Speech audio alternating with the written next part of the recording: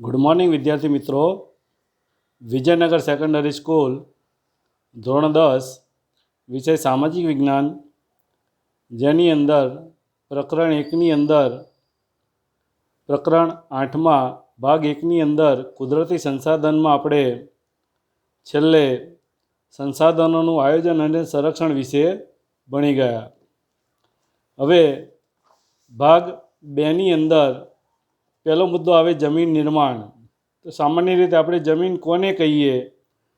તો ભૂમિ સપાટીનું ઉપરનું પડ જેની ઉપર વનસ્પતિ ઉગે છે તેને આપણે જમીન કહીએ છીએ. પરંતુ આ પોપડાના અનેકવિધ કણોથી બનેલું એક પાતળું પડ હોય છે, જેની અંદર ખનિજ, ભેજ, ધુમ્મસ, સેન્દ્રિય તત્વો, માટી, ખડકો આ બધું જ તેની અંદર આવેલું હોય છે. સમય જાય તેમ આ જમીનની અંદર ખડકોનું ખવાણ અને ધોવાણ થતું હોય છે. શા માટે થાય? તો આપણે બધા જાણીએ છીએ કે ભાઈ કુદરતની અંદર સૂર્યપ્રકાશ, વરસાદ, ગરમી, ઠંડી આ બધુંના અસર, ઠંડી ગરમીની અસર, સંકોચાવું, ફૂલવું આ બધી અસરોના કારણે ખડકો તૂટે છે, તેનું ધોવાણ થાય છે. આ જ ખડકોની અંદર જૈવિક અવશેષો ભેજ અને હવા ભળે અને અન્ય રીતે કહીએ તો જમીન ખનિજો અને જૈવિક તત્વો દ્વારા કુદરતી રીતે મિશ્રિત છે, તેની અંદર વનસ્પતિના વૃદ્ધિ અને વિકાસ કરવાની ક્ષમતા રહેલી છે. એટલે કે જમીનની અંદર જુદા જુદા અનેક પ્રકારના એવા ખનિજો છે કે જે વનસ્પતિનો વિકાસ કરી શકે છે, એટલે વનસ્પતિ ઉગી શકે છે. તો આ જમીન નિર્માણ. ત્યાર પછી આવે જમીન. તો પૃથ્વી સપાટીનું ઉપરનું પાતળું પડ જેને આપણે જમીન કહીએ છીએ, જે વનસ્પતિના વૃદ્ધિ અને વિકાસ માટે જુદા જુદા ખનિજ દ્રવ્યો અને જૈવિક દ્રવ્યો જેની અંદર જોડાયેલા હોય છે. આ ખનિજ દ્રવ્યો અને જૈવિક દ્રવ્યો બધે એક સરખે હોતા નથી. એટલે આપણે સામાન્ય જોઈએ છીએ કે ભાઈ કેટલીક જગ્યાએ જમીન ફળદ્રુપ હોય છે, કેટલીક જગ્યાએ સામાન્ય હોય છે, કેટલીક જગ્યાએ બહુ જ ઓછી ફળદ્રુપ હોય છે. એટલે આ રીતે જમીન એટલે સેન્દ્રિય પદાર્થયુક્ત ઝીણા કણોવાળો પોચો ખડક પદાર્થ, એટલે વનસ્પતિના દ્રવ્યોથી મિશ્રિત થયેલું અસંગઠિત પદાર્થનું પડ કે સપાટી જે મૂળ ખડકોને ઘસારણ અને ધોવાણ દ્વારા તોડી અને બારીક ભૂક્કો બનાવે છે. આ ભૂક્કામાં કે ચૂર્ણની અંદર વનસ્પતિ અને જીવજંતુઓના વિઘટન કે સડવાથી તેમાં સેન્દ્રિય તત્વો ઉમેરાય અને આ રીતે આ તત્વો જમીનની વિકાસમાં મહત્ત્વનો ભાગ ભજવે છે. સામાન્ય રીતે સમજવું હોય તો એવી રીતે સમજી શકાય કે ભાઈ જે જમીન હોય તે જમીનની અંદર વનસ્પતિ અને જુદા જુદા જીવજંતુ અને પ્રાણીઓ તે જમીનની અંદર કેટલા પ્રમાણમાં રહેલા છે, તેટલા પ્રમાણમાં વધારે હોય તેટલા પ્રમાણમાં તે ફળદ્રુપ વધારે બને. એટલે કે સેન્દ્રિય તત્વો વધારે હોય તો તે જમીન ફળદ્રુપ છે. આ જમીનના નિર્માણની અંદર સમયગાળામાં જે તે આબોહવા ઉપર એટલી અસરો અને વ્યાપક હોય છે કે જુદા જુદા પ્રદેશમાં ખડકો દ્વારા જમીન બનેલી હોય છે. એટલે સમયગાળો તેની અંદર ખૂબ જ મહત્ત્વનો છે. જુદા જુદા આબોહવાની અંદર બનનાર જમીનો અલગ અલગ પ્રકારની હોય છે. એટલે ટૂંકમાં એવું કહેવામાં આવે કે ભાઈ જમીનોના પ્રકાર જે આપણા પાઠની અંદર 8 પ્રકાર આપેલા છે, તો 8 પ્રકાર કઈ રીતે ઓળખી શકાય તો તેના કેટલાક ગુણધર્મો બતાવેલા છે કે જમીનનો પ્રકાર, તેનો રંગ, આબોહવા, માતૃખડકો, કણરચના, ફળદ્રુપતા આ બધું ધ્યાનમાં રાખી અને જમીન બનતી હોય છે. હાલમાં જમીનોના પ્રકારની અંદર હાલમાં ભારતીય કૃષિ સંસાધન પરિષદ ICAR દ્વારા ભારતની જમીન પર સંશોધન કરવામાં આવ્યું અને જેમાં જુદા જુદા 8 પ્રકારની જમીનો તેમાં સમાવેશ કરેલો છે. કાંપની જમીન, રાતી કે લાલ જમીન, કાળી જમીન, લેટેરાઇટ જમીન, રણ પ્રકારની જમીન, પર્વતીય પ્રકારની જમીન, જંગલ પ્રકારની જમીન, દલદલ કે પીઠ પ્રકારની જમીન. તો આવા 8 પ્રકારની જમીન આપણા ભારતની અંદર રહેલી છે, જેની અંદર પહેલી જમીનની વાત કરીએ તો કે કાંપની જમીન. કાંપ શબ્દ ઉપરથી આપણને ખબર પડે કે ભાઈ કાંપ ક્યાં હોય, તો કે નદીઓના વિસ્તારની અંદર. તો આવા પ્રકારની જમીન કુલ ક્ષેત્રફળના 43% વિસ્તારમાં જોવા મળે છે. પૂર્વમાં બ્રહ્મપુત્રા નદીથી શરૂ કરીએ તો પશ્ચિમમાં સતલજ સુધીનું જે આખું ઉત્તર ભારતનું મેદાન આવેલું છે, અને દક્ષિણમાં આપણા ગુજરાતની મોટી નદીઓ નર્મદા તાપીથી શરૂ કરીએ તો છેક ગોદાવરી, કૃષ્ણા, કાવેરી, આ બધી નદીઓએ પોતાની સાથે અઢળક ટન કાંપ ઢસડી લાવી અને ફળદ્રુપ એવા વિશાળ મેદાનોની રચના કરેલી છે. તો આ રીતે કાંપ દ્વારા બનેલી જમીન કે જે નિક્ષેપણ દ્વારા બને છે, તો તે કાંપની જમીન. આ જમીનની અંદર પોટાશ, ફોસ્ફરસ, એસિડ, ચૂનાનું પ્રમાણ વધારે છે, જ્યારે નાઇટ્રોજન અને હ્યુમનની માત્રા ખૂબ જ ઓછી છે. આ જમીનની અંદર કઠોળના પાકો લેવામાં આવે તો તેમાં નાઇટ્રોજનની સ્થિરતાનું પ્રમાણ વધારી શકાય. ભારતની અંદર મહત્ત્વના એવા ખાદ્ય અને ઉદ્યોગ પર આધારિત જુદા જુદા પાકો આ જમીનમાં લેવામાં આવે છે. ઘઉં, ચોખા, શેરડી, શણ, કપાસ, મકાઈ, તેલીબિયા, આ બધા પાકો આ જમીનમાં લેવામાં આવે છે. બીજા નંબરની જમીન છે રાતી અથવા લાલ જમીન. તો આ જમીન રાતી અથવા લાલ છે, જે કુલ ક્ષેત્રફળના 19% વિસ્તારની અંદર તે ફેલાયેલી છે.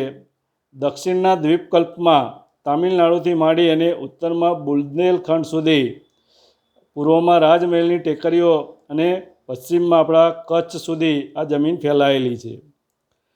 દ્વીપકલ્પ અગાઉ પણ તમે આ શબ્દનો અર્થ ભણી ગયેલા છો કે એવી ભૂમિ નો વિસ્તાર કે જે ભૂમિ એક બાજુ જમીન સાથે જોડાયેલી હોય અને 3 બાજુ ભૂમિભાગ દરિયા સાથે જોડાયેલો હોય. એટલે એવું કહેવામાં આવે કે આપણા દક્ષિણ ભારતના બધા જ રાજ્યો, તે ઉપરાંત ઉત્તરમાં બુંદેલખંડ અને પૂર્વમાં રાજમહેલની ટેકરીઓ સુધી અને આપણા ગુજરાતમાં કચ્છ સુધી આ પ્રકારની જમીન જોવા મળે છે.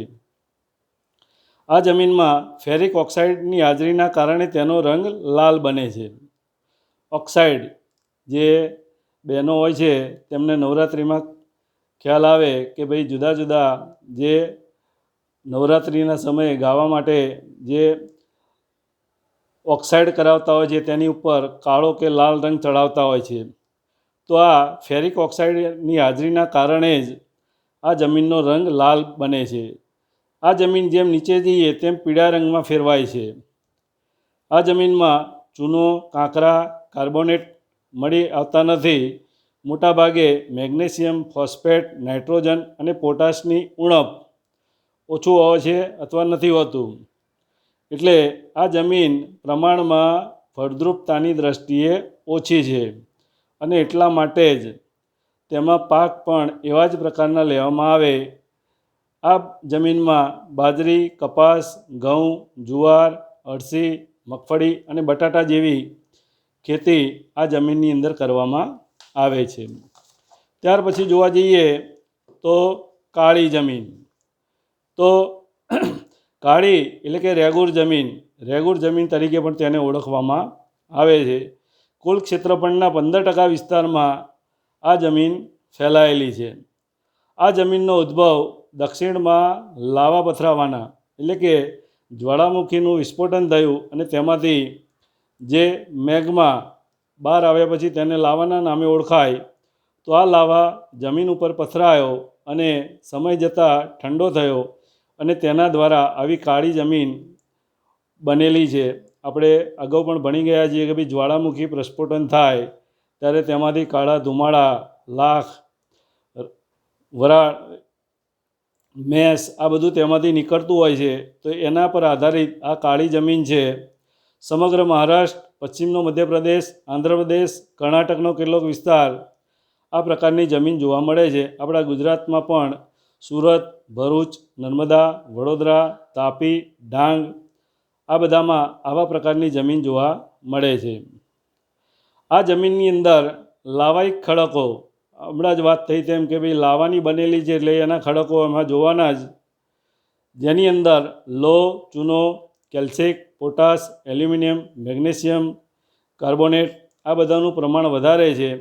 તેથી તેની ફળદ્રુપતા પણ સારી ગણવામાં આવે છે. એટલે પ્રમાણમાં કાંપની જમીન પછી જો ફળદ્રુપતાની દૃષ્ટિએ જોવા જઈએ તો આ કાળી જમીનનો ગણના આપણે કરી શકીએ. આ જમીનની અંદર ભેજને સંગ્રહ કરવાની શક્તિ ખૂબ જ વધારે છે.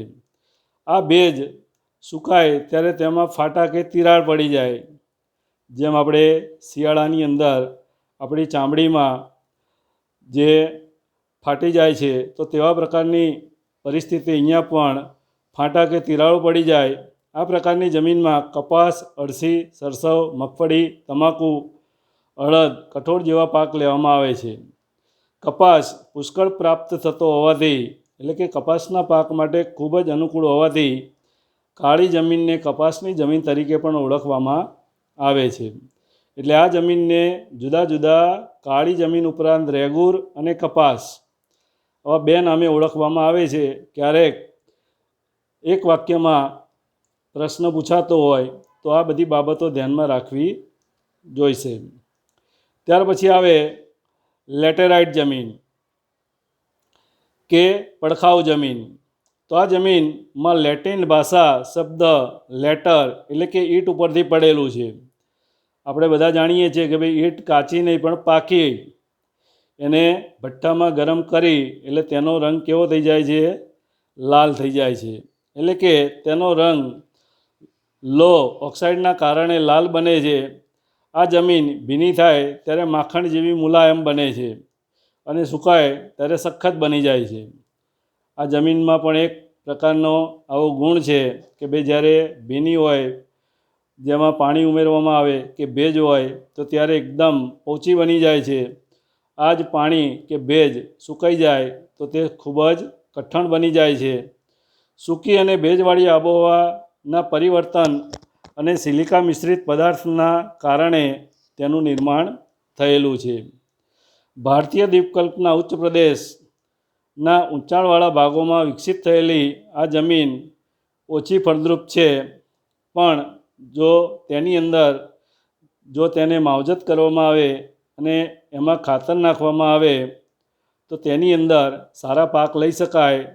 કયા પાક? તો કે કપાસ, ડાંગર, રાગી, શેરડી, ચા, કોફી, કાજુ આ બધા પાક તેમાં લઈ શકાય છે.